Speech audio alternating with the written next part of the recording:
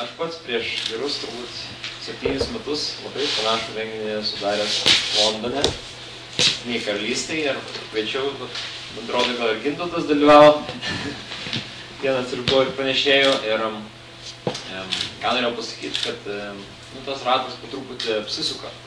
Dabar aš čia prieš jūs pristatinėjau savo kompaniją lietuvišką iš Lietuvos, ir jūs esate auditorija, kurioje aš sėdėjau prieš tuos 7 metus.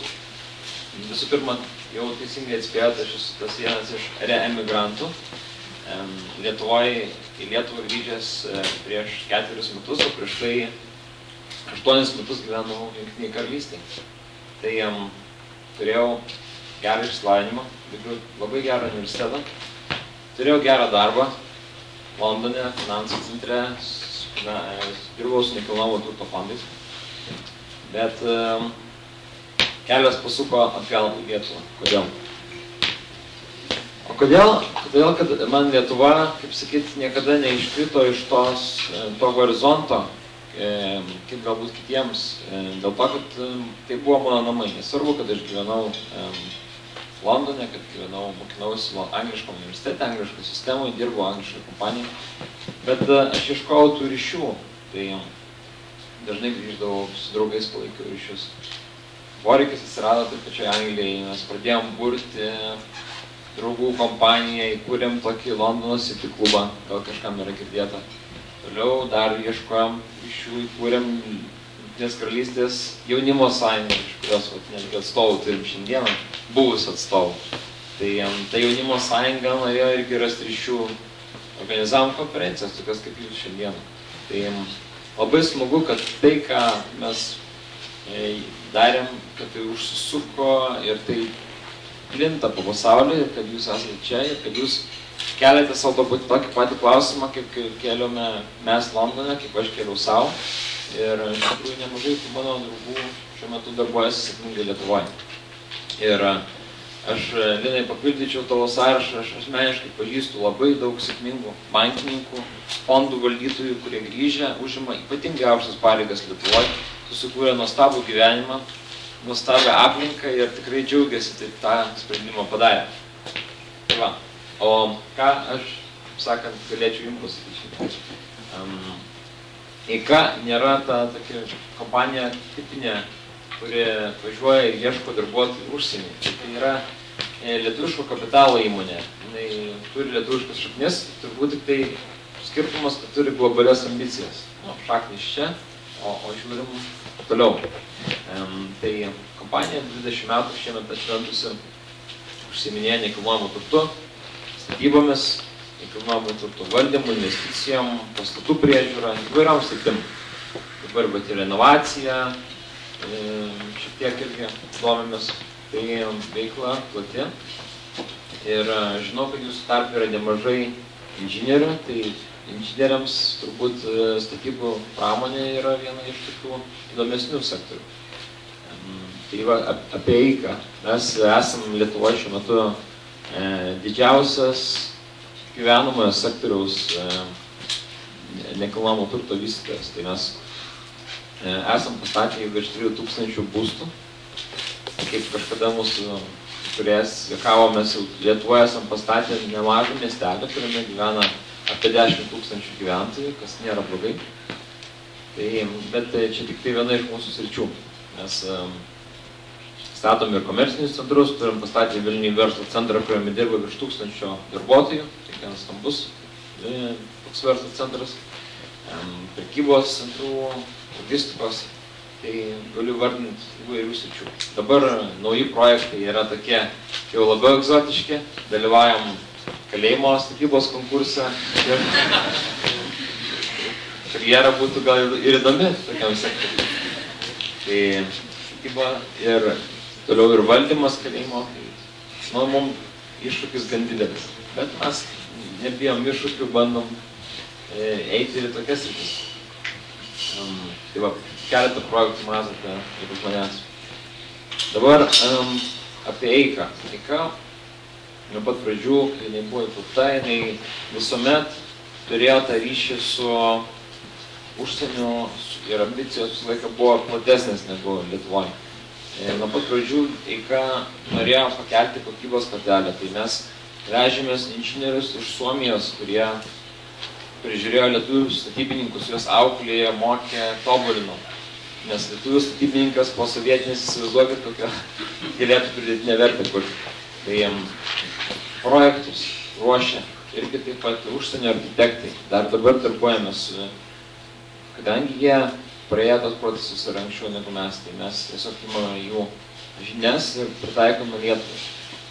Šiuo metu, ką mes darome labai aktyviai, tai pritaikome inžinerinės žinias ir semėmės patirties taip pat ir Danijoje iš specialistų COVID kompanijos, kurie gan stambus yra inžinerinės pramonės atstovas.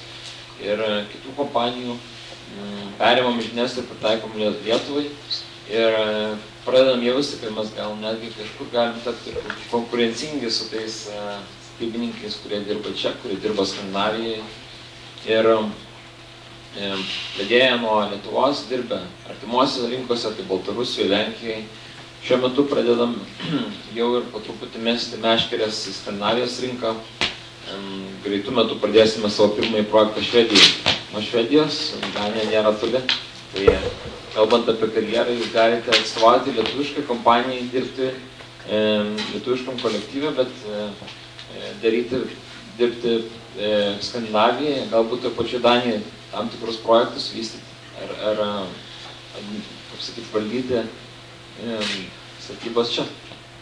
Tai kaip pat Gintautas minėjo, jūs galite tą kultūrą danišką turėti Vilniuje, tai mes siūlom jums lietuvišką kultūrą turėti Danijoje.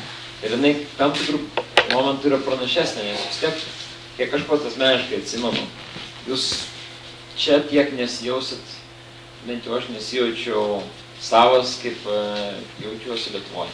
Tai čia vienas iš esminių dalykų, dėl ko, ką aš noriu papasakoti, kad ne vien finansiniai klausimai lemia sprendimą kažkur daryti karjerą. Ta socialinė infrastruktūra, draugų ratas, pažįstamų ratas, bendraminčių ratas yra labai labai svarbus faktorius. Ir esu buvęs praeitą vasarą Austrijoje, Zalcburgo mieste ir aplankiau ten dirbančius architektus. Architektus dirbančius jau 10 metų Austrijoje. Šalia manęs sėdėjo architektai iš Lietuvos ir aš uždaviau klausimą, sakau, na, kuo skiriasi, tarkim, jūsų gyvenimas? Tarkim, architektas iš Lietuvos pasistatęs turi namą kažkur prie gražaus miškelio, tenai turi kažkokią tai šašlykinę, kepa savo vasarą šašlyką. Jisai nueina į restoraną, kai nori, jisai nueina į koncertą tą patį pamatyti, reiškia, nežinau, Red Hot Chili Peppersus, kai nori, atvažiuoja į Kauną. Dabar tas pats architektas dirbantis Zalcburge, jisai negali sau leisti nusipirkti namo, nes namas Zalcburge, patikėkit manim, yra ne architekto pinigams. Jisai turi tenkintis nuomotis butą kažkur net ne centre, o nuošaliam rajone. Nežinau kaip su nekilnojamo turto kainom Kopenhagai, bet turiu jausmą, kad čia irgi yra kažkoks kitokia šiek tiek rinka ir ne visiems jauniem 25 metų universitetus baigusiam žmonėm įkandama. Lietuvoje tai yra įkandama. Jūs galite baigę universitetą, gavę darbą geroje įmonėje, tokio kaip EIKA, gauti paskolą ir įsigyti būstą. Galvokite ir apie tai. Aišku, jūs įsigyti galite ir kokybišką būstą. Tas yra įmanoma. Toliau truputį apie tą mūsų įmonę, mūsų strategiją. Mes iš tikrųjų tuos ryšius su užsienio mesgam ir su užsienio lietuviais. Mes leidom tokią programą, vadinasi EIKA Akademija, nežinau, teko girdėti, bet yra galimybė atlikti pastovę, visus metus trunkančią praktiką EIKOS įmonių grupėje.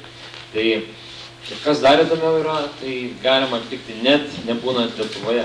Jūs galite darbuotis lietuviškoj kompanijai, sėdėdami, reiškia, savo auditorijai, kažkur tai mokindamiesi čia pat Kopenhagoje ar Anglijai. Va, turėjau interviu, pravedžiau su vienu studentu, kuris būtent pareiškė norą dirbti pas mus, atlikti praktiką, bet jisai gyvena Jungtinėje karalystėje. Tai mes derinom, kokiu būdu jis galėtų tą padaryti. Kažkiek tai laiko jis vasarą praleidžia Lietuvoje, bet didžiąją laiko dalį praleidžia Jungtinėje karalystėje. Bet mes sugalvojom jam užduotį tam tikrą, ką jis gali nuveikti tenai.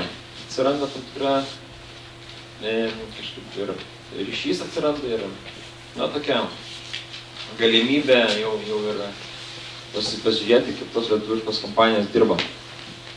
Nežinau, kiek aš laiko turiu. Pabaigai. Tai va, tai pagalvokit ir apie tai.